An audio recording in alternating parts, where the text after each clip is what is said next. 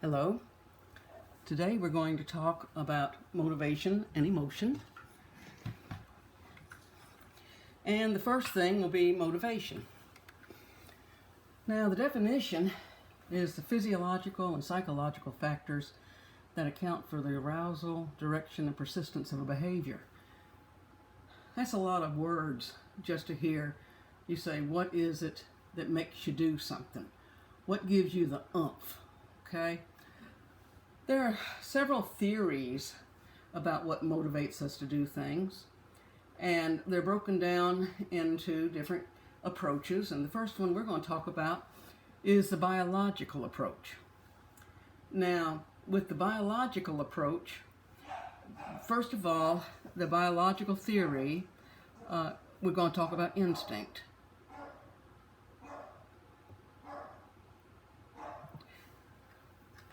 Instinct is an unlearned behavior. That's a key word in this definition. Unlearned. Okay? So it's a behavior that you have not been taught. And it's more complex than a reflex. Okay?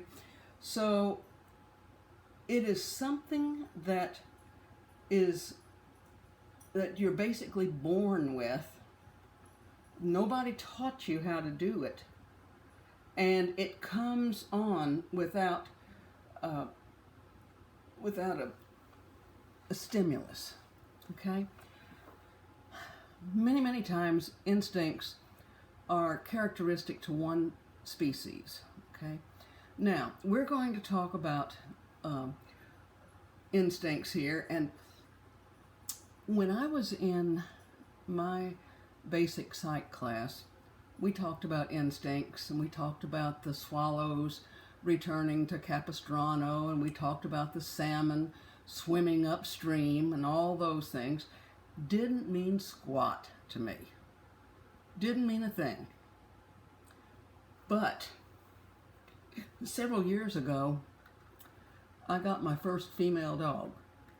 Didn't know anything about female dogs, and got used to the things that are specific to female dogs. And then we got a male dog, and we wanted to have puppies, so they got together. Now, not having any experience with female dogs, I was in constant communication with the vet. And, I said, well, what do I do now? What do I do now? What do I feed her? And, all the questions that I had, they were very nice to answer. As the time approached, I went to the vet and I said, I think that the time's getting very, very close. How will I know that she's going into labor to have these puppies? And he said, she's going to stop eating, she's going to stop drinking, she's going to start trying to hide from you, she's going to try and isolate in a dark place that basically will be as much out of your reach as possible.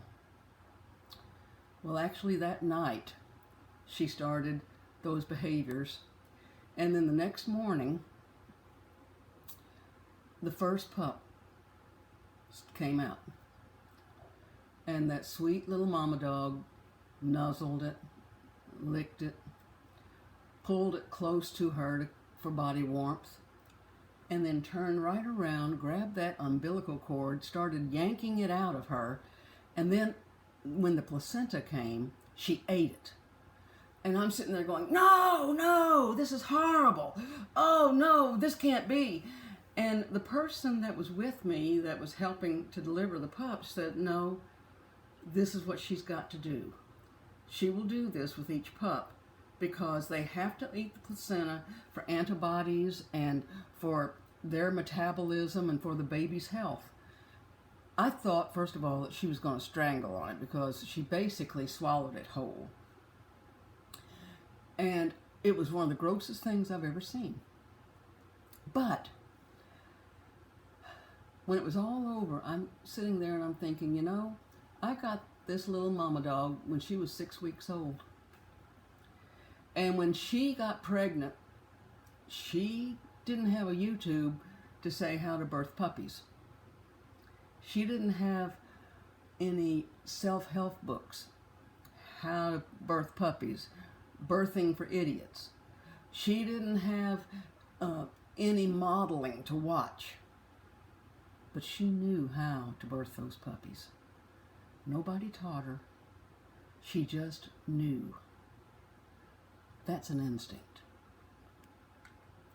Well,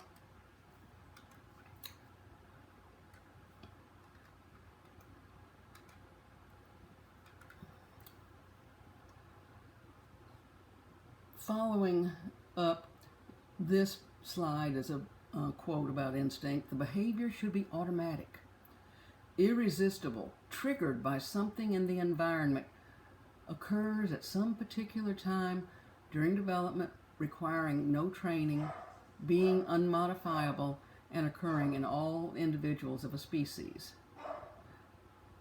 Well, that pretty well fit the definition of that mama dog. Which leads to the question, do humans possess maternal instinct? When I first started teaching this class, I was absolutely 100% convinced that humans had maternal instinct. I now do not believe that. I have aligned with this anthropologist. Her name is Sarah Blaffer Hardy, or Hardy, and that is the correct spelling of her last name. And she's done a lot of research on human maternal instinct. And what she came up with was that primates show that the desire of a mother to care for the child depends on her desire to be a mother and the amount of time bonding. She agreed maternal responses exist, but they are biologically conditioned, not true instincts. So they are biologically learned. They are psychologically learned. Well, then there's a sociobiological motivation. And it says here, the goal of motivated behavior is to assure that the individual's genes survive. Now, I got to tell you, I probably taught this class for 10 years and could not think of an example. I could think of examples to disprove this thought. I mean, you know, you've got 3,000 law enforcement officers running into the World Trade Center to rescue people.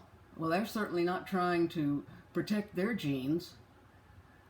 And so I had to come up with something, and I really, really was perplexed. Well, one day it hit me. Back in the 1980s, Prince Charles was one of the most eligible bachelors in the world. He was somebody that was going to be a real catch. And he dated a lot. But then the royal family started coming down on him, said, Charles, we've got to have an heir. You have got to settle down, and you've got to give us an heir.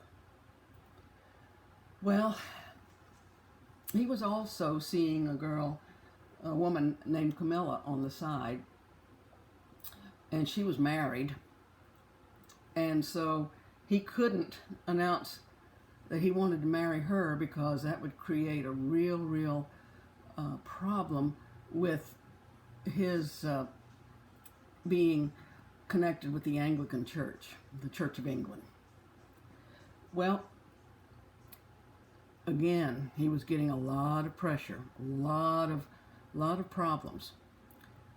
And so he was introduced to a young, beautiful, lovable, personable, intelligent girl that had basically a quote unquote thoroughbred breeding. So she met all the criteria. She had the bloodline that would be okay. She had the introduction for a lot of the protocols and such. And he started dating her. He proposed. They had one of the weddings of the century. And immediately they set out for her to get pregnant while he was still seeing Camilla on the side. He never stopped it. Well, Lady Diana became Princess Diana, and she gave Charles 2 strapping boys.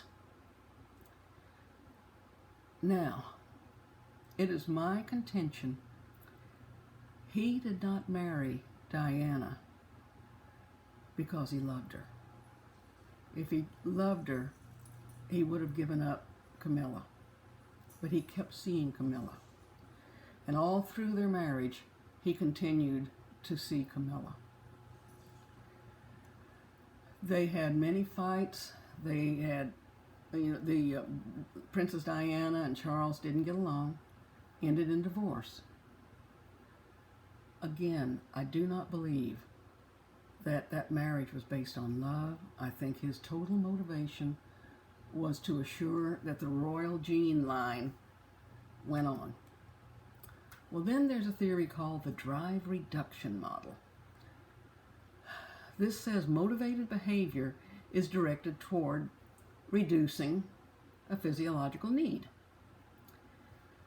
Now, a drive is an internal motivated state created by physiological need. You can have a thirst drive, a sex drive. You can have a hunger drive. These are states within us that start initiating behavior to satisfy it. So,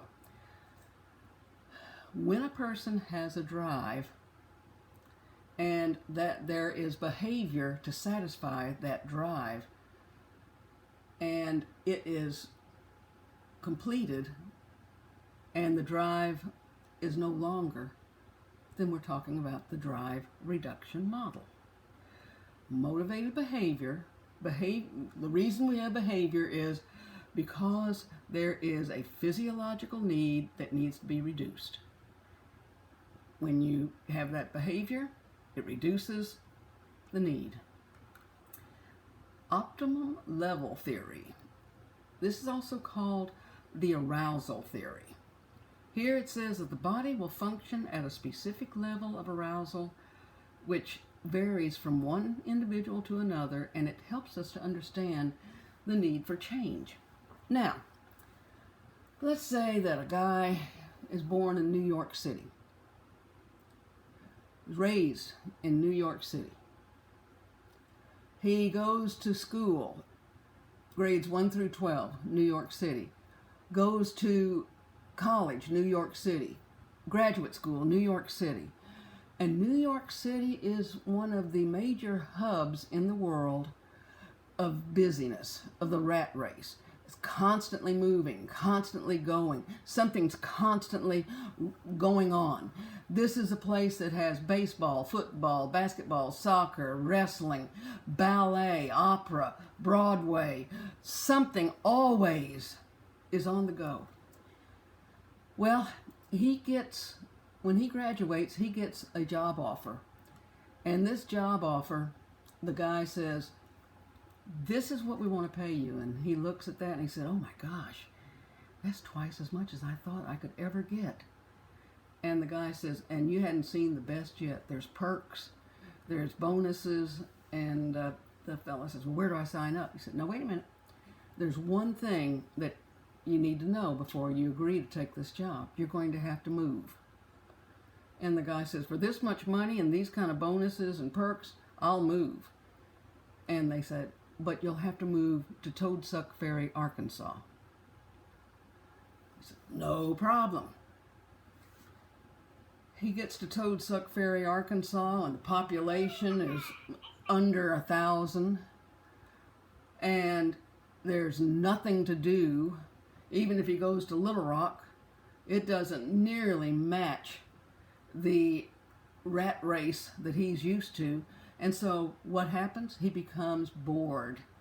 He becomes uncomfortable because he has a certain arousal level that he's used to that's not being met. So he's going to have to do something to raise his arousal level so that he can be comfortable. It might be starting to get into extreme sports.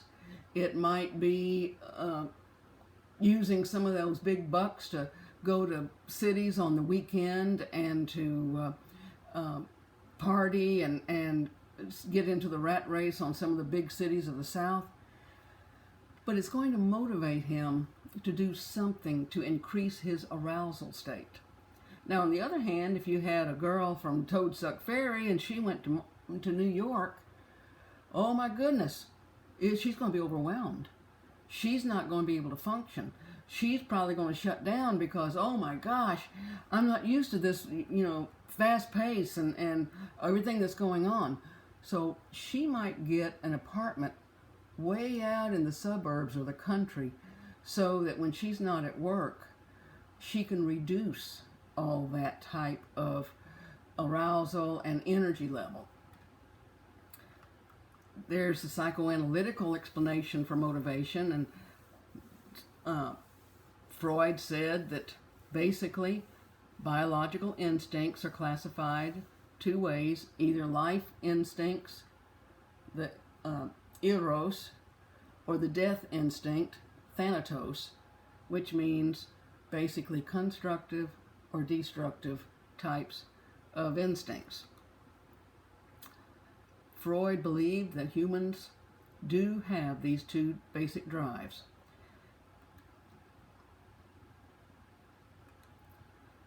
Humanistic. The humanists believe that behavior is motivated to achieve one's highest potential. Self-actualization. Being all you can be. Achieving all you can achieve. Now you have cognitive theories. Now the cognitive theories, they are going to stress active processing and understanding of information. You have cognitive consistency. This is where individuals are motivated to achieve a psychological state in which their beliefs and actions match. They're consistent. If your beliefs and your actions match, you're going to be comfortable. But if your beliefs and your actions are not synchronized, there's going to be some discomfort. So if you get into class and you hear all the things that you need to do for an A, and you perform all those things, you're pretty comfortable you're going to get an A. Okay? Then you've got cognitive dissonance. Now this is when you have two inconsistent thoughts or cognitions that are experienced simultaneously, producing an unpleasant state. So,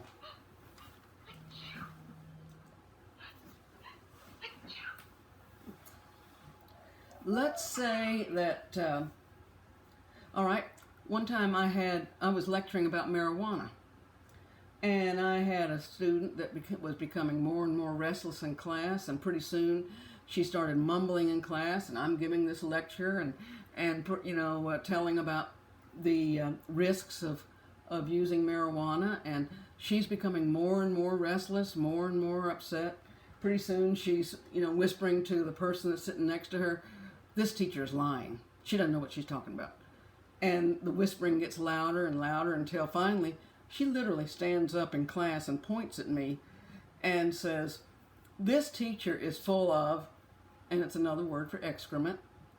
She goes, "She's lying, and I'm not going to take it." Whoa. Well, here she was being exposed to information that contradicted her belief. It challenged her opinion, and it caused discomfort. Now, you can get cognitive dissonance if you are forced to comply with something that you don't believe in. Uh, so let's say that you come into class, and a fella says, "I'm a member of the Communist Party," and to get an A in this class, you're going to have to think like a communist. You're going to have to write like a communist. You're going to have to convert your belief system, and you feel very, very uneasy about that. Well, that's because you're in a position of forced compliance.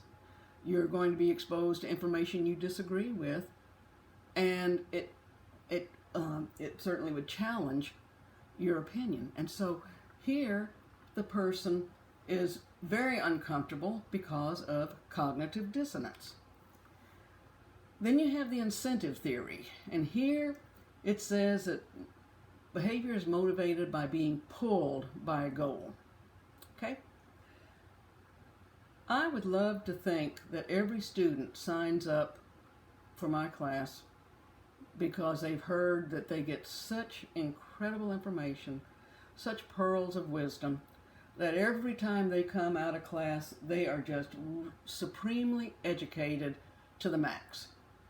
I'd love to think that, but I doubt it. So,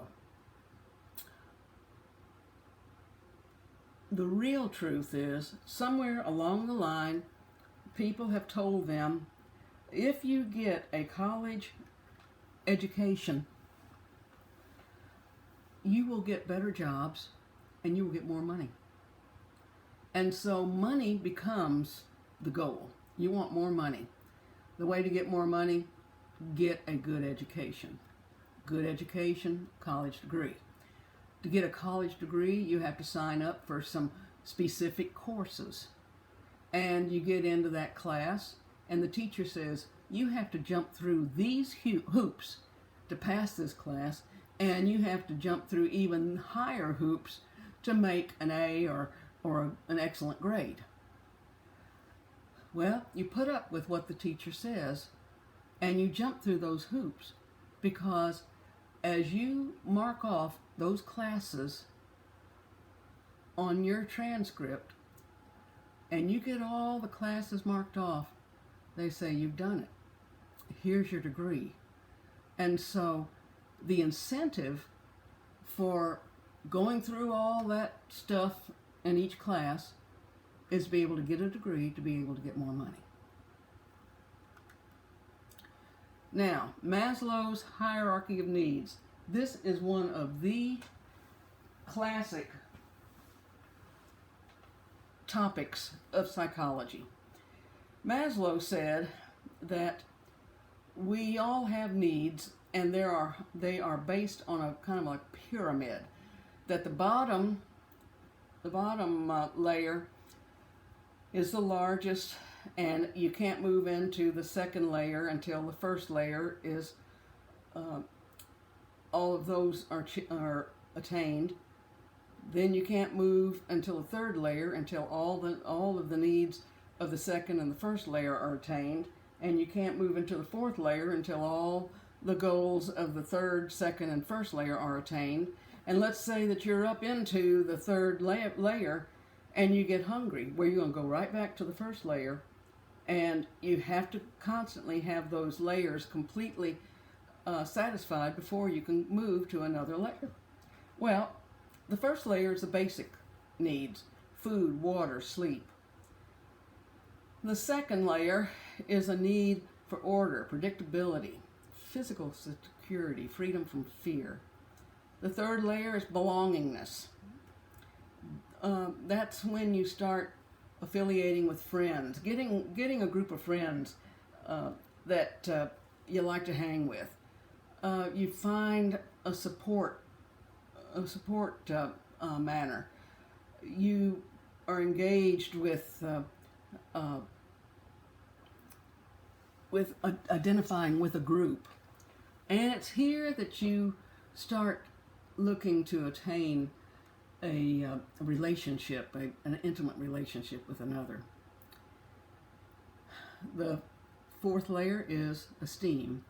Here you are wanting your attaboys, your shoulder, your padded shoulders, attention and recognition from others. You want to feel like you have succeeded in something, that you have achieved something, and that you have conquered something, that you're competent and you've mastered an area. And self-actualization is the development of one's potential to the fullest extent. Now, Maslow said only 2 people have attained self-actualization. 2 people since the beginning of time. Thomas Jefferson and Abraham Lincoln. But, he says, everybody strives to reach that top level. Well, how does this work? Well, let's say that a person is on this 3rd level, and it's a girl getting ready for a date, and she knows that her guy is going to pop the question tonight. And she is so excited, and she's really, really getting all dolled up, and she is going to look just really smooth. And she doesn't realize that she leaves her doors unlocked in her apartment. And a serial killer comes into her apartment. And he sneaks into her bathroom while she is getting made up, and he puts a cellophane bag over her head.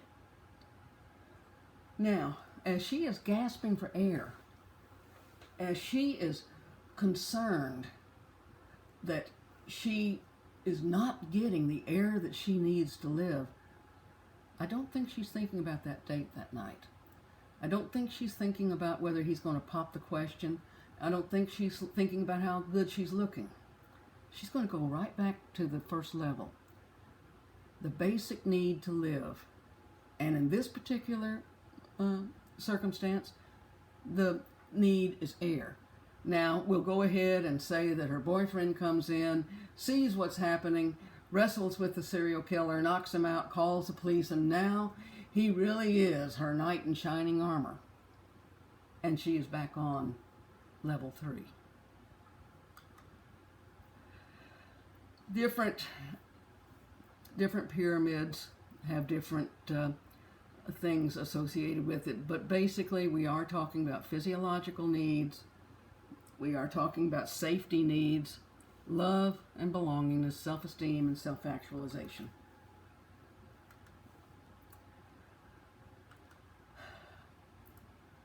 Now, psychologists love to make simple things complicated.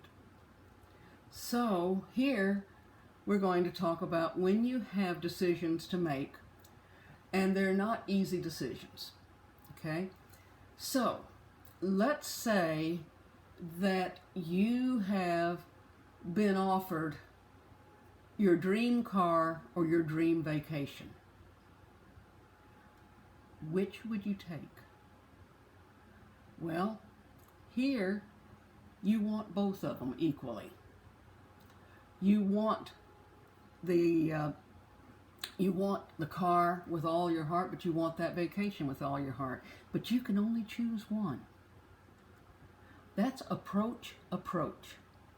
Another example, let's say that there's a class that you've been waiting for 2 years.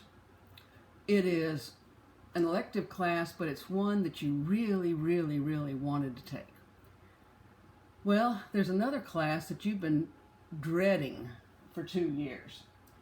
You do not want to take it, but you have just found out that that class that you've wanted for 2 years is going to be offered this semester. Well, you are just ecstatic. And then you hear the great news. The class that you have been putting off, dreading, not wanting, your favorite teacher in the world is going to teach it this semester. You know if she teaches it, you will understand the material. You know that you will get that A, and you know that you will understand everything in that class and come out a better person. You can't wait to open up your schedule and get into these 2 classes. and then you find out they are taught at the same time on the same day. Which do you choose? The one you really, really want to take, or the one that your favorite instructor is teaching? Then you have what's called avoidance avoidance. Now, avoidance avoidance is kind of like approach approach, except opposite. Here you have two things that you don't want, and you have to choose one of them.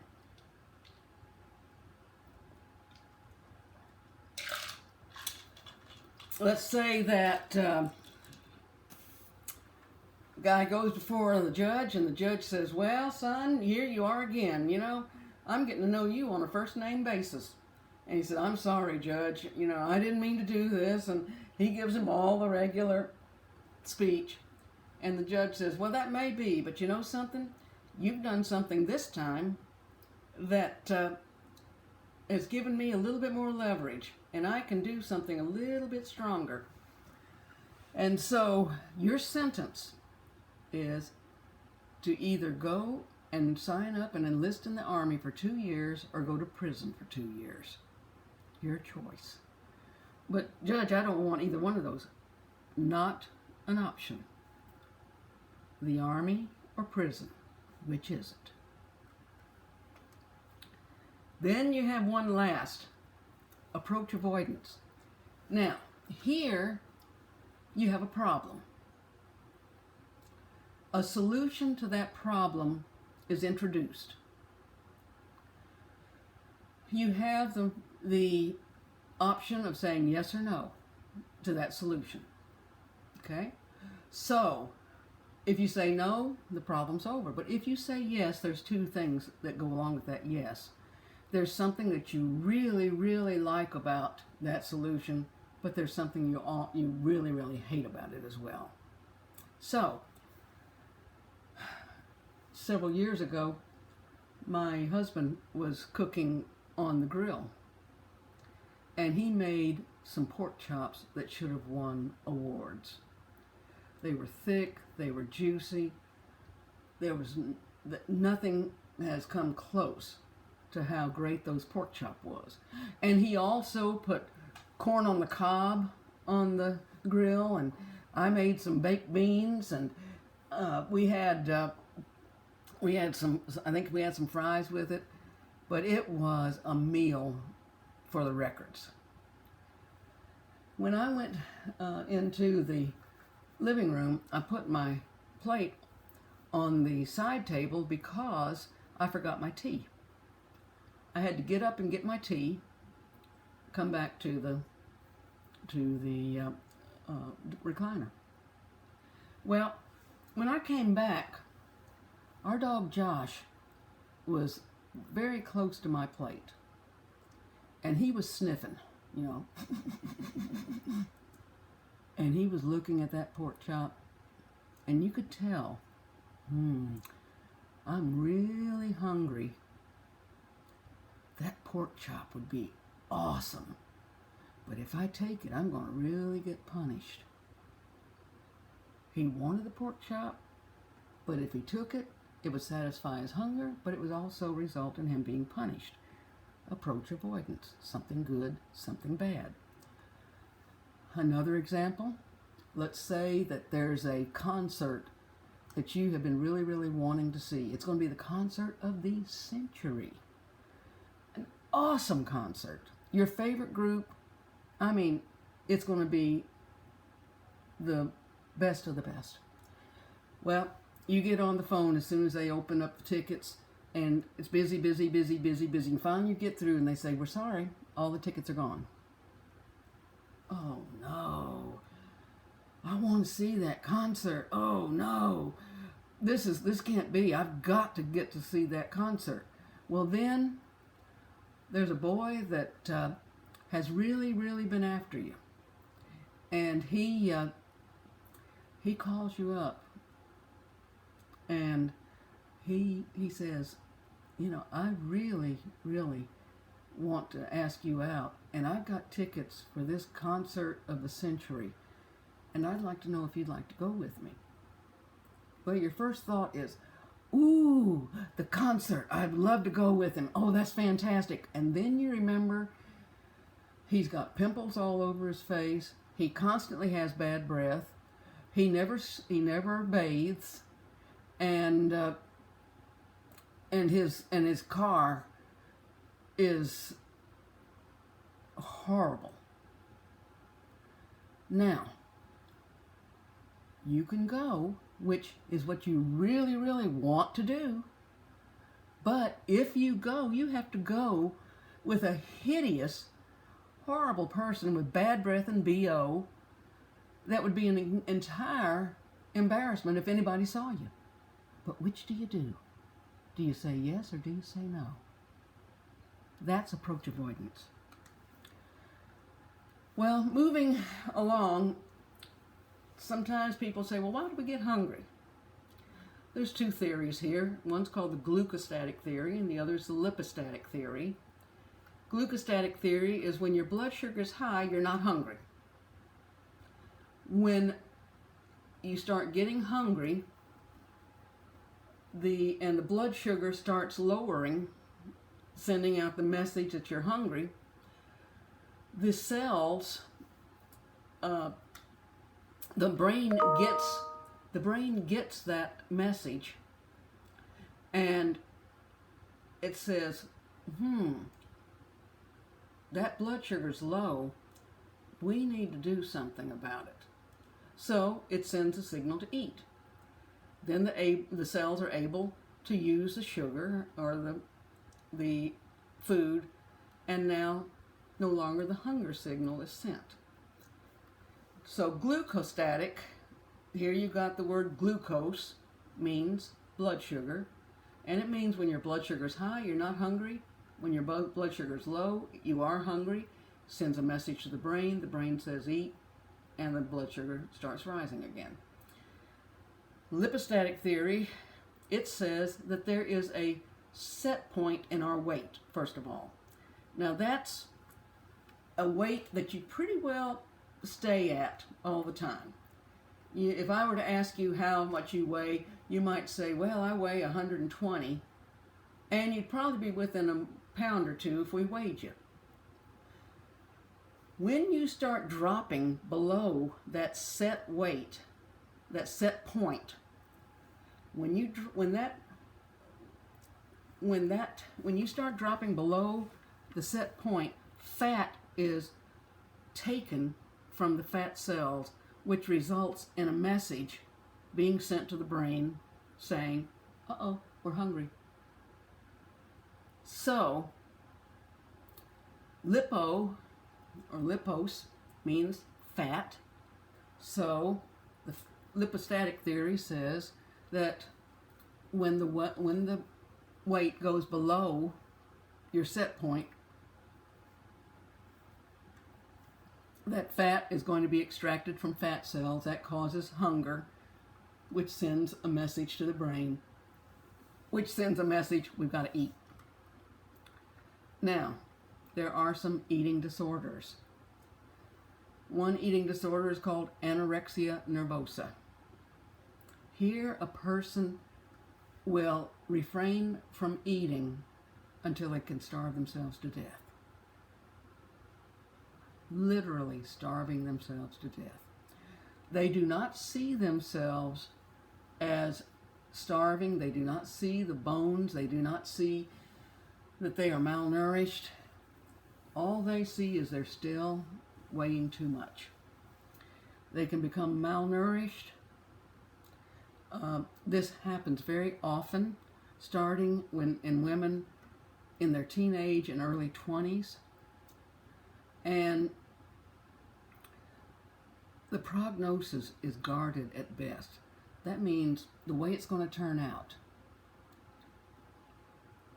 it's really, really hard to succeed in helping somebody with anorexia. Anorexics generally have a poor self-image. We used to think that anorexia might have had something to do with child abuse, but now we know instead the anorexia comes from an extremely critical environment with somebody with a high control parent that causes a perfectionistic environment, an extremely critical environment, a high control parent, and a perfectionistic environment. So, it's a very controlling virus. It's a very controlling environment. And the anorexics that I've talked to, there's kind of a common theme. I may not have anything else in my life under control, but I can control what I put in my mouth. And so this is a very dangerous eating disorder.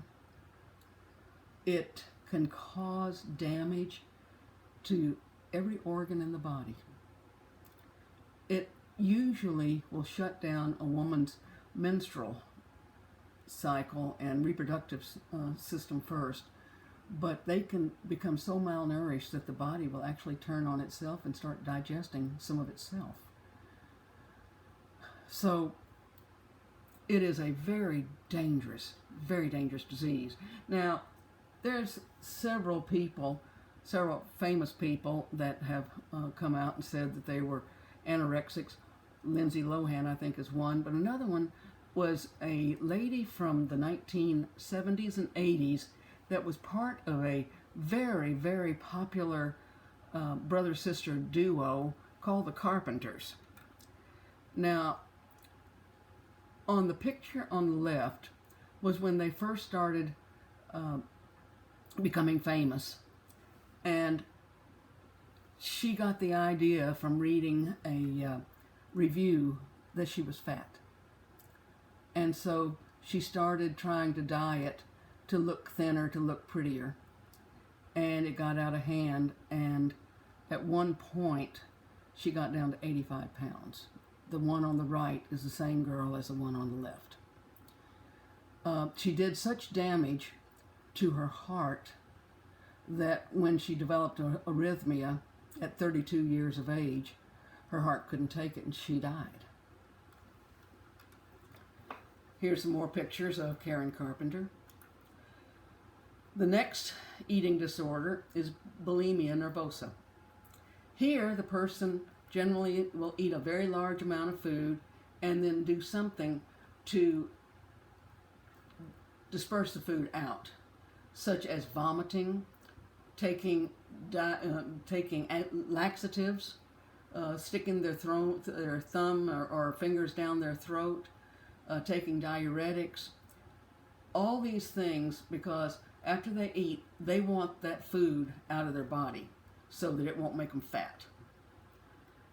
Well, one of the problems is if they are vomiting up their food, they're bringing hydrochloric acid up with that vomit. Every time they vomit, it burns their esophagus. It becomes very irritated, and if they burn it enough with that hydrochloric acid, it can actually burn holes in their esophagus, which is a life-threatening disease.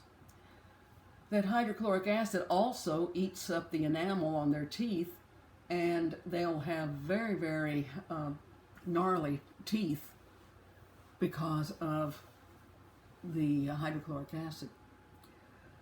They'll also take a lot of diuretics, which pulls water out of the system, or laxatives so that they can evacuate as much of the waste from their system as possible. Then we have obesity, another eating disorder. This is when a person has a body mass greater than 30. Now, in the people that I have counseled, one of the first things that I ask if they come in and want to talk about obesity is if they have had a physical. Because sometimes there is a physical condition that actually causes obesity. If there is no physical condition, then we start talking about the therapy. And one thing you cannot do, I view obesity as food addiction, but you can't tell a food addict to stop eating because you'll kill them. And so the thing that I normally do is try and get them to identify a physical and a psychological trigger. Something when they do it or experience it causing them to want to eat. So let's say that a person's been doing really, really well on their diet and eating disorder, and they go home for Thanksgiving and they come back and eat 2 Italian cream cakes. I want to say, what happened at home? What happened at home that triggered this? And so we would be talking about that and trying to get the person to avoid these triggers until they can basically overcome them. Food is a trigger. It's very, very hard for me to eat one Pringle. Okay? Once I have a Pringle, I want to have the whole can. That's a food trigger for me. Well, we're not going to talk a lot about sex. We talked a lot about it when we covered it in the biological chapter. But I am going to talk about the motivation that's associated with sex. The external factors are chemicals that are called pheromones. Now, pheromones are chemicals that are emitted that has an effect on another organism. We normally associate this with a sexual effect, something that causes a sexual drive or a sexual attraction. We know that pigs, swine, they emit pheromones. Dogs emit pheromones.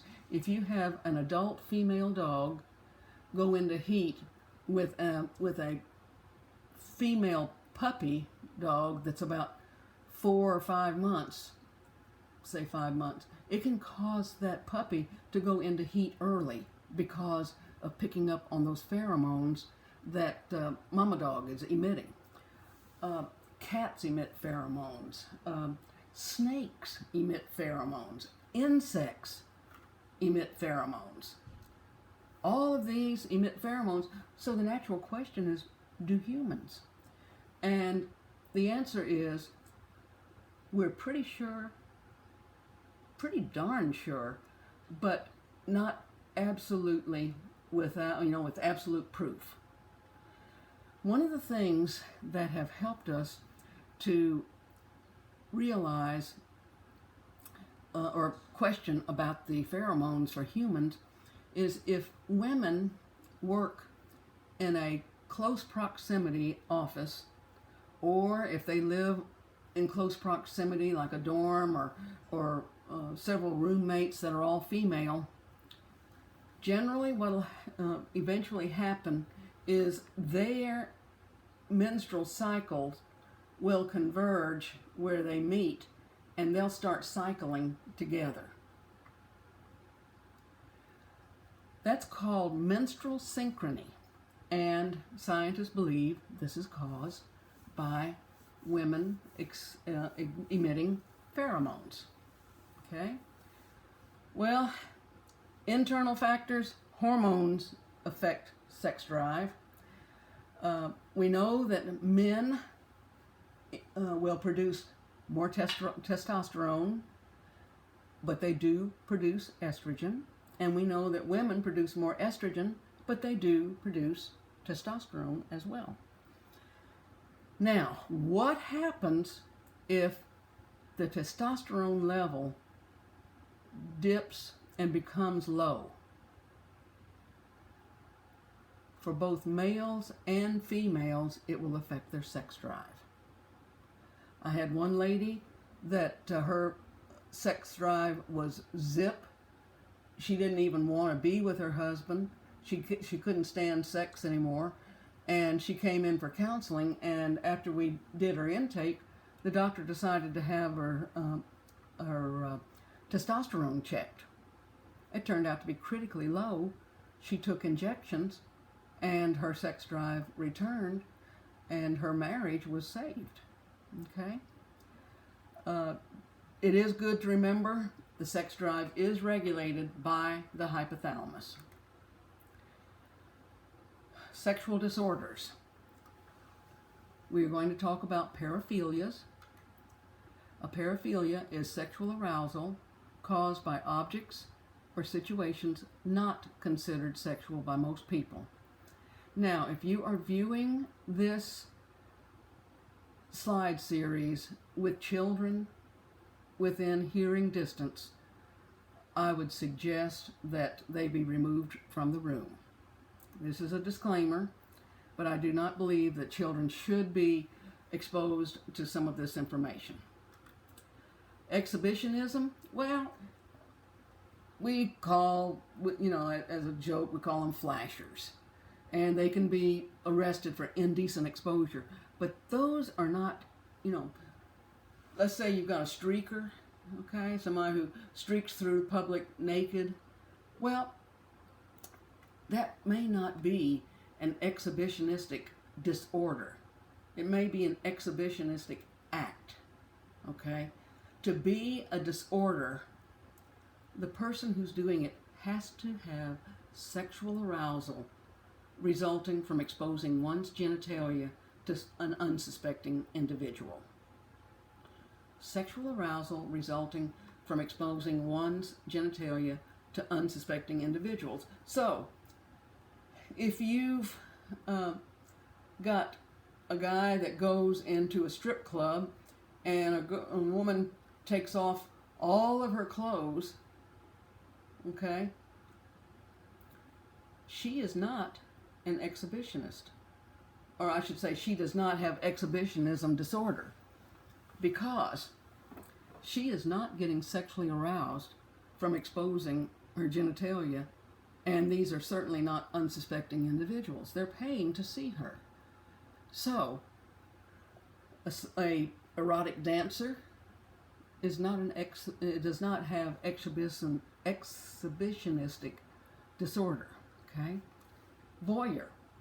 Well, we call them peeping toms, but again, look at this definition: sexual arousal resulting from viewing unsuspecting individuals in stages of dress or sex. Now, Pee Wee Herman going to an adult theater and becoming sexually aroused while he's watching adult films, he is not a voyeur, because the people in the films obviously knew that whoever saw those films are not going to be unsuspecting individuals. So, there was a case in Little Rock many, many years ago where a couple of male employees drilled a small hole in which they could view women in different stages of dress trying on different clothes, and they would become sexually aroused, and finally somehow the store found out about it, had them arrested, and they were booked on voyeurism. Now, they could be classified as a voyeur with voyeur disorder because they were becoming sexually aroused by viewing women that did not know that they were being watched as they took off their clothes and changed clothes. A fetish. Now, again, look at this definition: sexual arousal associated with non-living objects. We're talking about things like purses and shoes and stockings and panties, non-living objects. Now, many times somebody with a fetish will actually use that object to have sex, to perform the sex act with, or they may incorporate it in the sexual act with their partner. Frotteurism, sexual arousal associated with touching or rubbing against an unsuspecting individual. Klysmophilia, sexual arousal by giving or receiving an enema. Misophilia, sexual arousal by being in the presence of filth. Necrophilia, sexual arousal by viewing or having sexual contact with a corpse. The serial killer, Ted Bundy, was a necrophiliac. He would have sexual relations with his victims after he killed them. Partialism, sexual arousal associated with a part of the body other than genitals, breast, or buttocks. A lot of times people will get this mixed up with a fetish. A partialism is becoming sexually aroused by another part of the body. So if somebody is very sexually aroused by feet or an earlobe or an elbow, now we're getting into partialism. Okay? Pedophilia. Now, they've changed the definition a little bit of pedophilia. It's not only having sex with children, but even thinking about having sex with children. Recurring intense sexual urges or fantasies by an adult about sexual activity with a pre-pubertal child, and they don't have to necessarily act on these desires to be classified a pedophiliac. Just thinking about it, just wanting it, is enough. Sexual masochism, sexual arousal associated with being beaten, bound, humiliated, or made to suffer in any physical or psychological way. Okay? So somebody that loves to have pain inflicted upon them during the sex act, that would be a masochist. Okay? Now, let's say they couldn't have sex unless somebody was inflicting pain. Then we're getting into the disorder. Okay? Now, usually their partner is a sexual sadist. They get sexual arousal by beating somebody, binding them, humiliating them, hurting them some way physiologically or psychologically. So, you have your sadist and your masochist, and they'll even set up safe words that, okay, now we're starting to go too far. But the problem is, with sadism and masochism, if they are doing it because they have to have that for sexual arousal, many times they'll hit a plateau and it doesn't satisfy them, and they'll have to go to a higher level. Transvestic fetishism. Now, this is not the same as being a transvestite, quote-unquote, drag queen. This is somebody that when they dress in the clothes of the opposite sex, they become sexually aroused. Okay? That does not mean that they are gay. It does not mean that they are necessarily a drag queen. The transvestic fetishism, this is somebody like, I had a client and she was really, really upset because when she had to go to Kroger's, she was en route and then realized she left her purse. And when she came home, unexpectedly, her husband had put on her bra and panties, and he was obviously very sexually aroused. And she was very, very worried about whether he was gay. Well, no, he wasn't gay. He was just involving himself in transvestic fetishism. Now, your drag queens, what can differentiate it is if they can get dressed up in the dress of the opposite sex and not become sexually aroused, well, we might just be talking about transvestite. But if they start becoming sexually aroused, then we're talking about transvestic fetishism. Zoophilia, sexual arousal by having sexual intercourse or sexual activity with animals. All right. With that said, I want to leave a question with you. We've talked about motivation, and our society does not have a definition of what a man is. So, a question to ponder: ignoring all physical and biological indicators, when does a male become a man? I'll leave you with that question. Have a good day. Talk to you later.